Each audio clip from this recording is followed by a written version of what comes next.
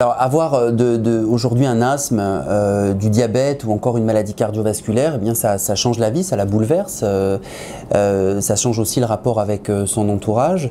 Cela nécessite souvent une prise de médicaments et un traitement souvent lourd et contraignant. Alors pour aider les malades chroniques à mieux vivre avec leur maladie et améliorer leur qualité de vie, eh bien il existe l'éducation thérapeutique. Alors l'éducation thérapeutique, elle est intégrée aux soins, elle est complémentaire aux soins, elle part des besoins du patient et concrètement ce sont des ateliers individuels ou collectifs qui permettent aux patients en fait de maintenir ou développer tous les savoirs et les compétences dont ils ont besoin pour mieux gérer leur maladie et mieux vivre avec. Faire de l'éducation thérapeutique en tant que médecin, c'est vraiment une remise en question sur sa propre pratique. On apprend beaucoup des patients et c'est très surprenant. Chacun des participants au programme, chacun des éducateurs a un rôle défini. Ça dure 4 mois à raison d'un atelier, en général d'une durée de 2-3 heures, mais parfois beaucoup plus parce qu'au final les patients sont très demandeurs. Et puis au bout de 3-4 mois, normalement les patients ont bénéficié de nos 7 ateliers avec un atelier d'évaluation, un petit bilan qui permet de déterminer si les objectifs qu'on s'était fixés avec le patient sont atteints. La place du psychologue dans la prise en charge des patients atteints de pathologies chroniques et notamment dans l'éducation thérapeutique, c'est une façon effectivement de prendre en considération le patient dans sa globalité.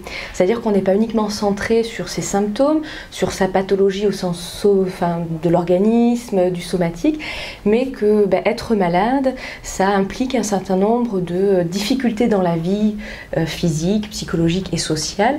Et le rôle du psychologue dans l'éducation thérapeutique, c'est de permettre de faire du lien entre les différents intervenants, entre les différents professionnels de santé, et d'être à une interface entre le patient, les soignants, et d'intervenir pour aider à une meilleure prise en charge plus globale de l'individu. Les retours sont effectivement très positif, très favorable. C'est vrai que le fait d'avoir cette transversalité dans l'ensemble de l'équipe, de trouver des intervenants de différents rôles et différentes fonctions, cette synergie-là au sein de l'équipe, ça permet vraiment aux patients de développer une meilleure connaissance de leur maladie, de leur façon de réagir, de faire face, et tout ça va les aider finalement aussi à mieux prendre en charge, même sur le plan de la thérapeutique, leur maladie. Alors pour participer à un programme d'éducation thérapeutique, c'est simple, le patient peut demander conseil à son médecin traitant ou à tout autre professionnel de santé, son infirmière, son pharmacien.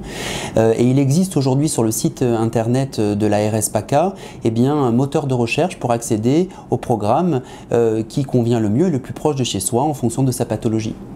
L'objectif de l'éducation thérapeutique, c'est bien d'améliorer la qualité de vie du patient, c'est de le rendre plus autonome, c'est de faciliter son adhésion au traitement et puis surtout c'est de retarder, voire d'éviter la survenue de complications. Ce patient arrivera avec des connaissances, il aura réfléchi à sa pathologie, il reconnaîtra mieux ses symptômes, donc il arrivera peut-être moins en catastrophe dans l'urgence, il viendra avant en disant voilà, moi j'ai appris de ma pathologie telle chose et je sens aujourd'hui que je suis moins bien, donc je vous demande de l'aide parce que vous êtes la personne compétente qui va pouvoir répondre à l'aide dont j'ai besoin aujourd'hui.